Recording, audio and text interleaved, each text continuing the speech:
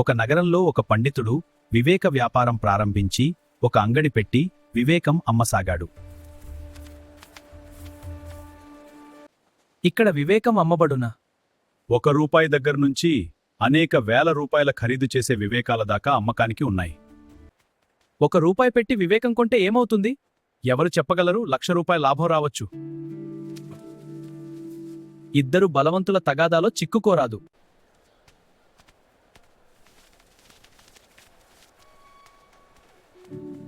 ఆ కాగితం తీసుకుని అతను వాళ్ల ఇంటికి బయలుదేరాడు. నాన్నా, నేను ₹1 పెట్టి వివేకం కొనుక్కున్నాను. రూపాయి తీసుకుని ఈ కాగితం ముక్క ఇచ్చాడు. దీన్ని అతడి ముఖాన కొట్టి రూపాయి తిరిగి తీసుకురా.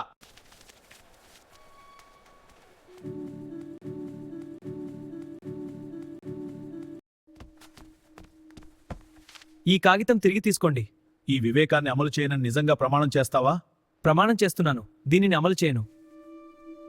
ఒకనాడు ఆ నగరాన్ని ఏలే రాజు తన 2 భార్యలతో నగర సంచారం చేస్తూ వెళ్తున్నాడు. నా ప్రియమైన ప్రజలారా, మా పర్యటనకు స్వాగతం.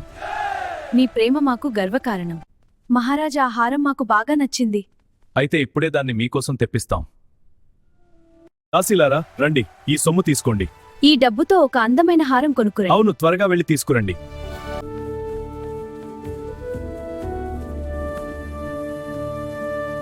ఆ హారం అమ్మండి, నాకే అమ్మాలి.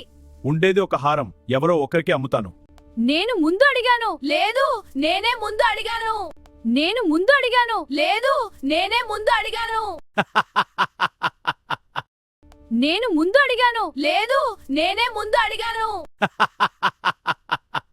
మీరిద్దరూ తగాదా తీర్చుకోండి, తర్వాత హారం కొందురుగాని.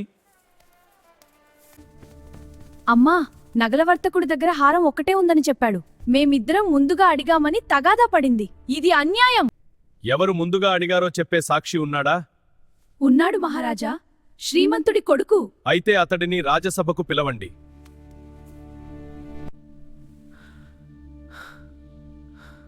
నాన్నగారు, నా వల్ల తప్పు జరిగింది. చాలా భయంగా ఉంది. ఏమిటిరా?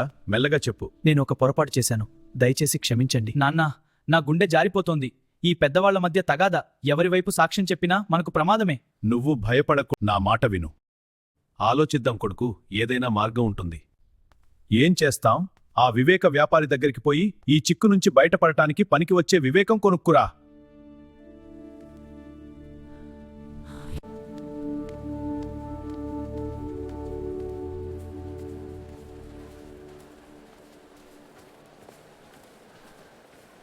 జరిగినదంతా చెప్పాను గురుగారు.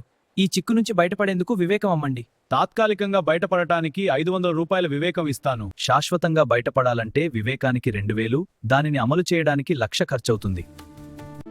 ₹500 వివేకం ఇవ్వండి, చాలు.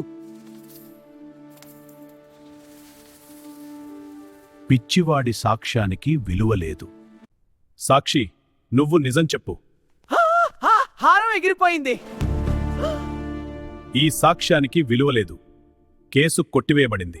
ఆ హారం దుకాణంలోనే ఉండిపోయింది. దాన్ని కొనే అవకాశం కాని రాణికి లభించలేదు. ఆ హారం ఎవరికి దక్కకుండా చేసినందుకు నీ గతి ఏం కాబోతుందో చూస్తూ ఉండు. ఒక రాణి కోపానికే భయపడిన వాడికి ఇప్పుడు 2 రాణుల నుంచి ప్రమాదం ఏర్పడింది. మాకు ఎదురైన ప్రమాదం నుంచి బయటపడే వివేకం చెప్పండి. నేను ముందే చెప్పాను, 2000 ఖర్చు చేసినట్టయితే ఈ ప్రమాదం అప్పుడే తొలగిపోయేది. ఆ కాగితంపై ఇలా వ్రాసి ఉంది: ఆ హారాన్ని నువ్వే కొని రాజుగారికి బహుకరించు. శ్రీమంతుడు ఆ చీటీ చదువుకుని నగల వర్తకుడి వద్దకు వెళ్లి ₹1,00,000 పోసి ఆ హారం కొని తన కొడుకు చేత రాజుగారికి కానుకగా ఇప్పించాడు. రాజుగారు తన 2 రాణుల అనుమతితో ఆ హారాన్ని తన కోడలికి బహుకరించాడు.